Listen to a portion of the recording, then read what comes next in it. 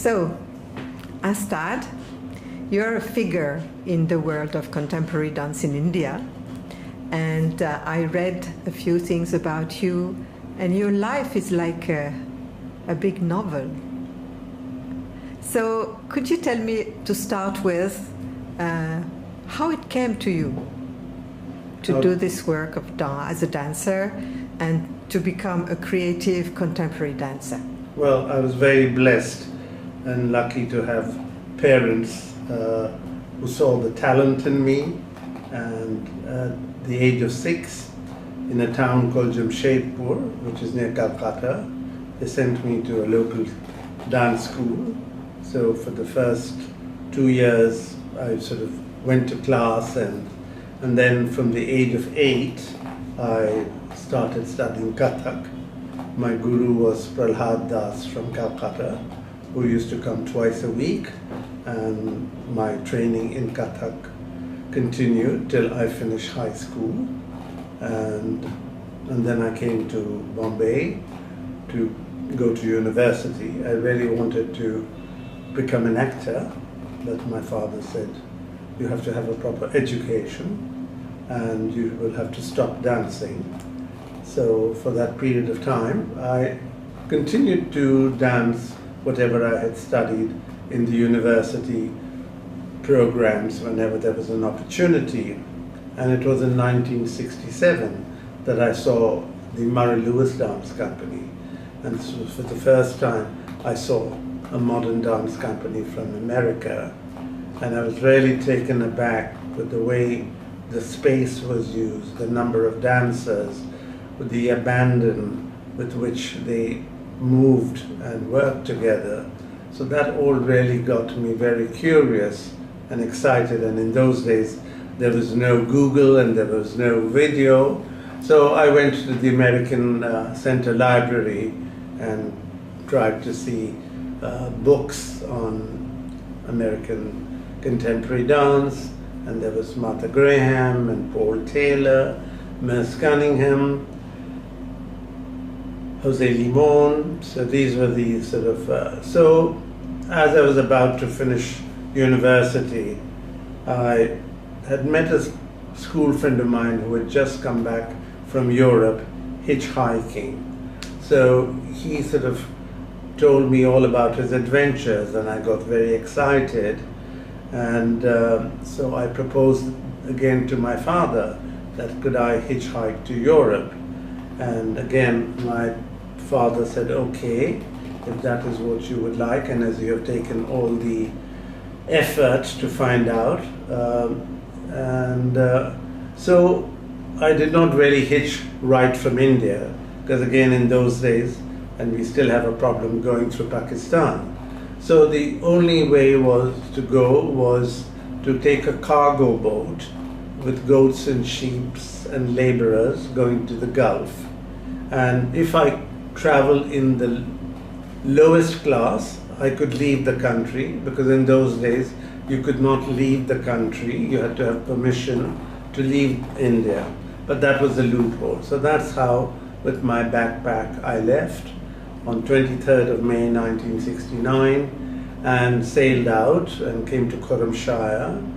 And the 2.5 months I hitched through Iran, Turkey, Greece, Italy, Switzerland, Austria, Belgium, coming to France, coming to Calais, and taking the ferry onto Dover, and then on to London. Amazing. So that's how my journey began. And the reason also, when I was at university, I saw that there was innovation happening in music, in visual art, in theatre, but nothing in dance. So I said, okay. And as I was so fascinated, and I was so full of curiosity and full of adventure, and so that's how my journey began. And you did have a long journey all over the world, and always keeping in contact with dance. In which way? Well, the original idea was to go to the United States from London, but as I had not taken my visa from Bombay, I sort of tried, but after 8 months I gave up. So I said, okay, now I will travel the world.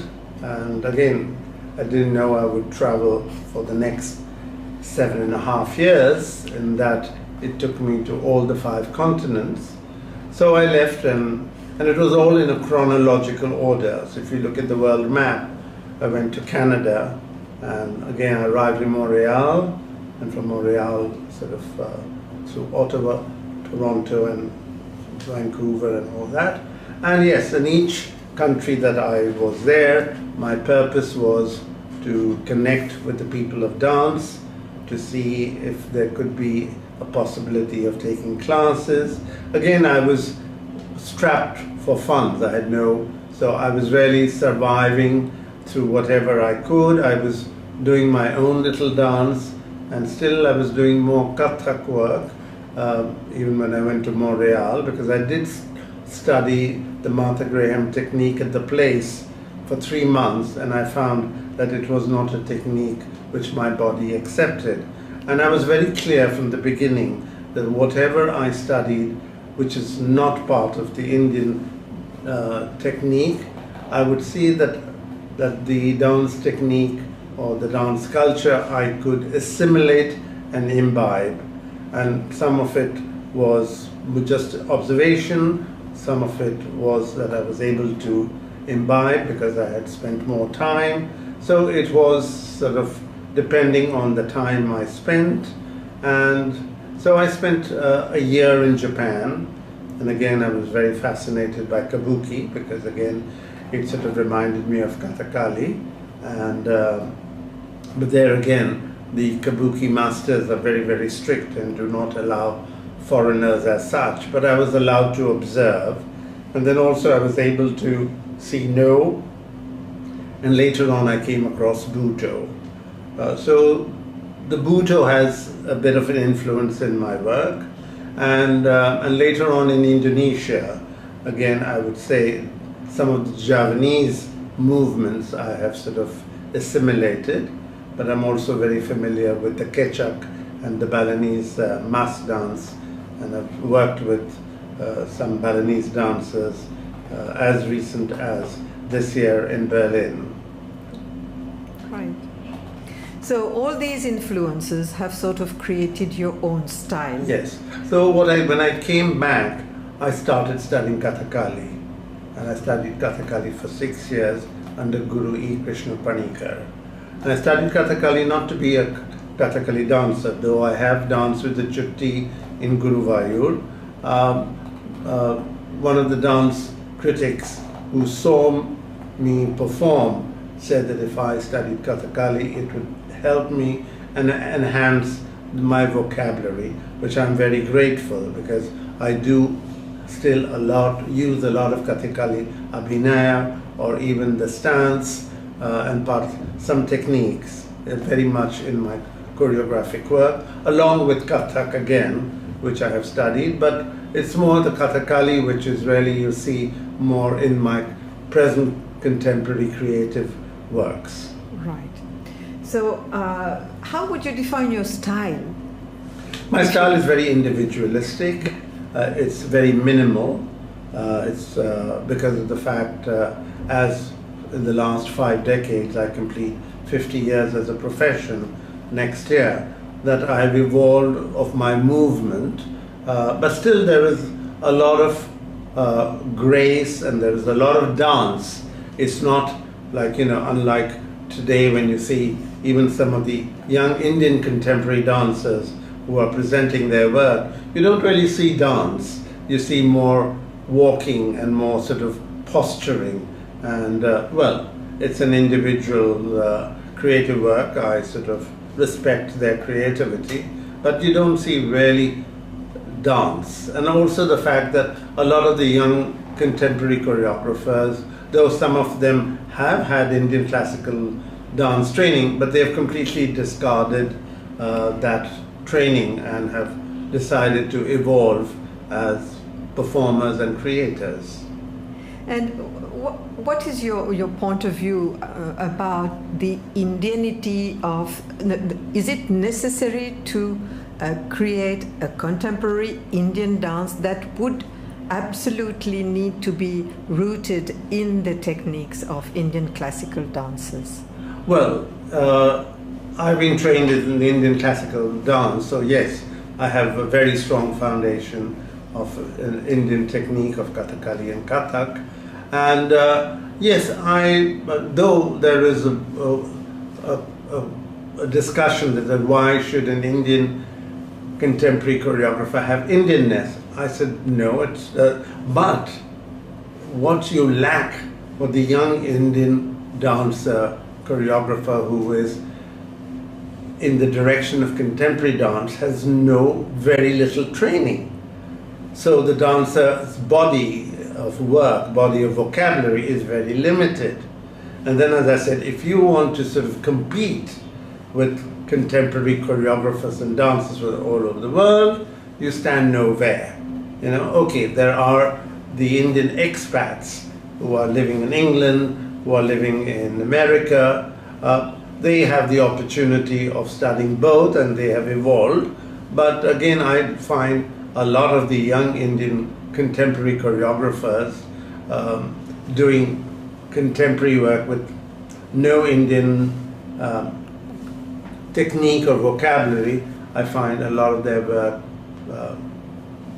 doesn't move me. But though there are some whose work I have been very taken in by. Right.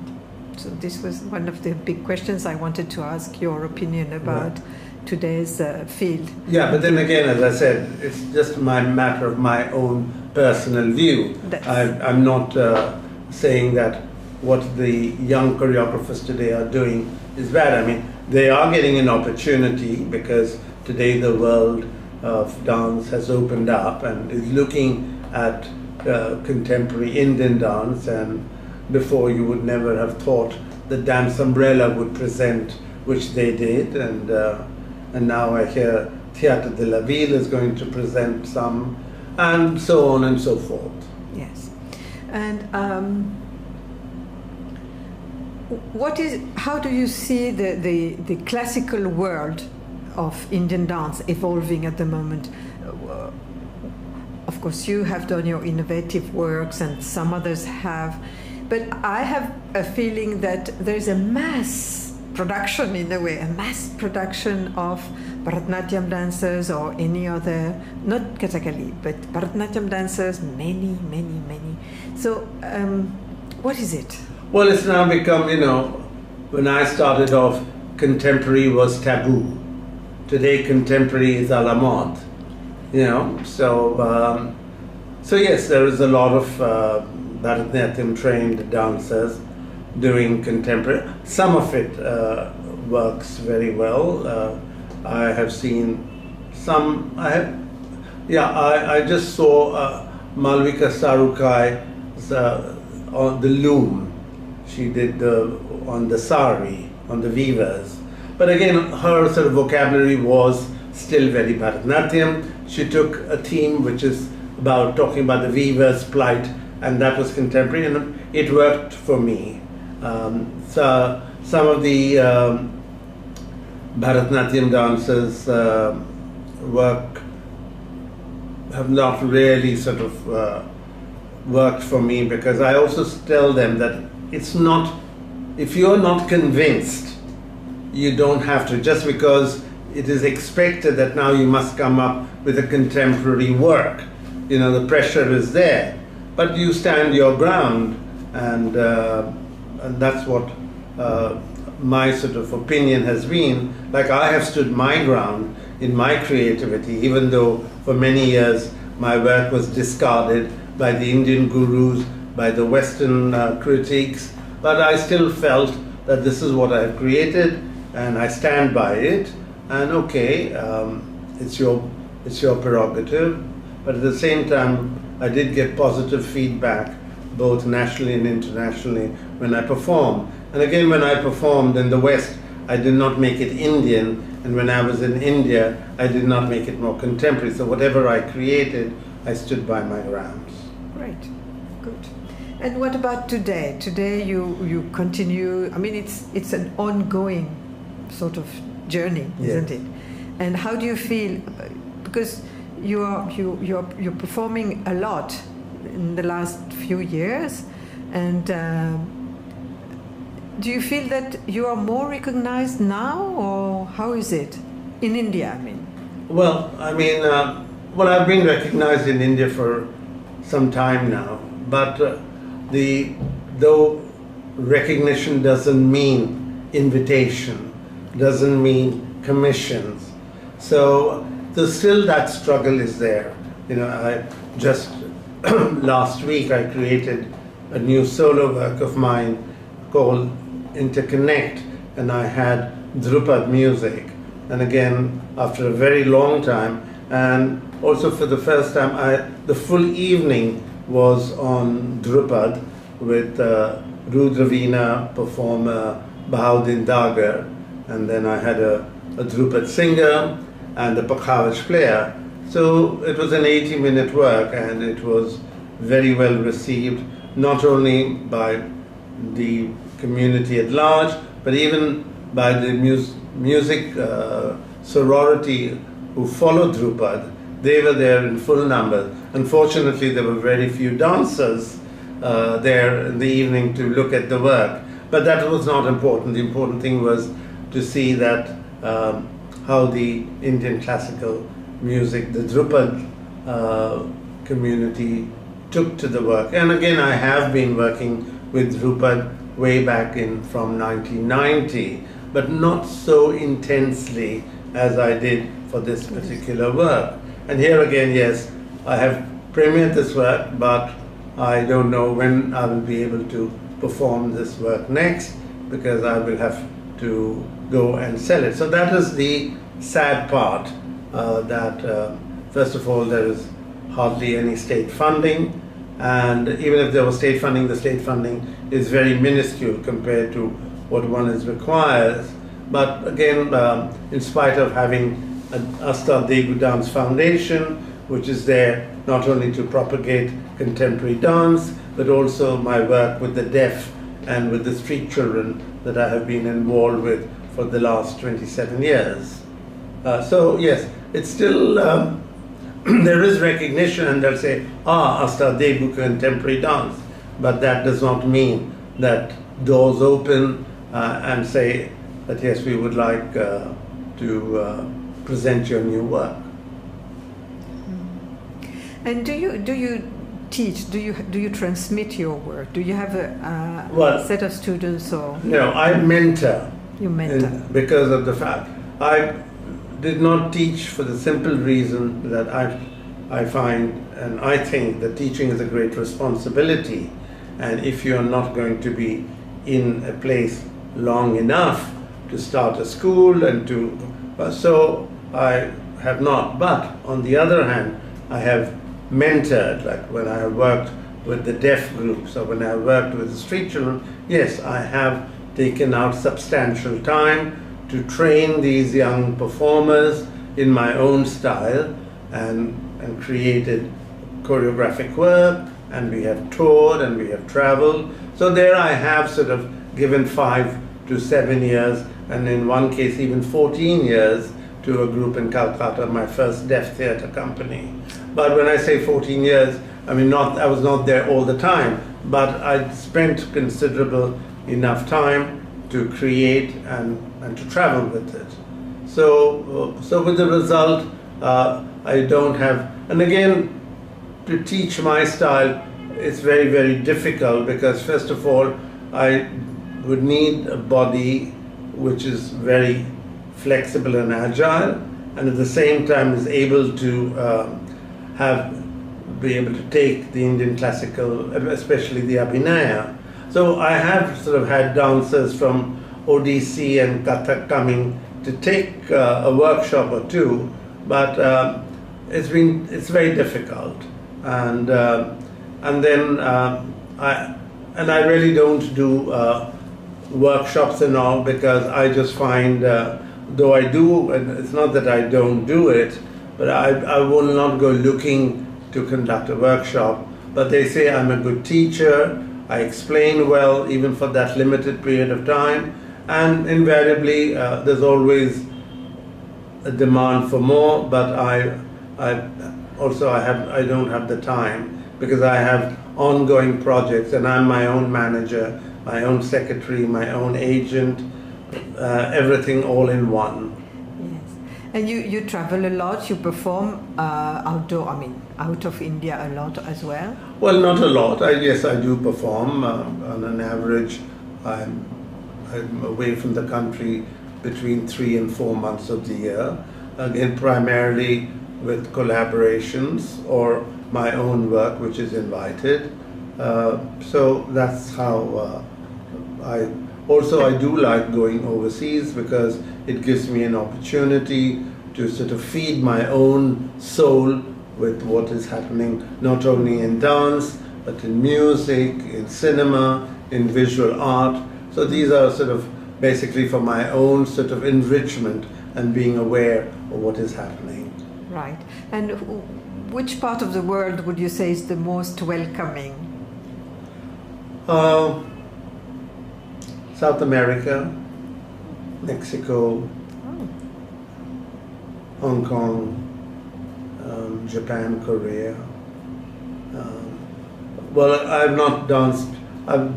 Through my 40 years, 50 years of career, Europe has been sort of sporadic. I won't say that any European city really is on a or not even England, as a matter of fact.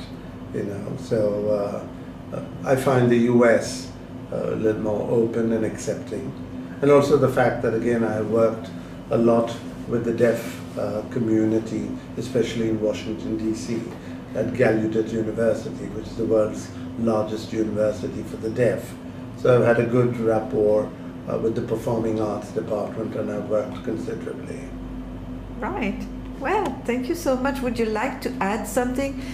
Nothing. Yeah, it's just that yes, I will continue to dance because people will ask me that when do you plan to retire, and I've been blessed, and yes, I do work with my body. At 71, with what I'm working right now in my own creative solo works, does require a good, well-oiled body to be doing what I'm doing. So you're practicing regularly for yes, yourself? Yes, I have to. In spite of my travel schedule, I make it a point. Because basically, as I said, at the moment, for some time now, my work is minimal, but at the same time, if the choreographic paragraph requires for me to be much more than minimal, that is there. But yes. And you do choreograph for groups as well? I basically choreograph my own groups. I've not been asked to choreograph for a dance company. So I do have, for the last 16 years, I've been working up in Manipur, the northeast. So I've been started work with the martial artists, the Thangta practitioners. In France, you know more about Kalaripaitu, but it's Thangta, and again, a very, very dynamic martial arts style of India. So I worked with the martial artists, and now for the 12 years, I've been working with the Pungchulum drummers of Manipur. And so with them I worked and I choreographed them as part of my choreography. And it's not that I dance with them all the time. There are certain sections where they just perform to my choreographic work. Right. Well, thank you very much, Astad. Thank you. Thank you for making the time. No, not at all.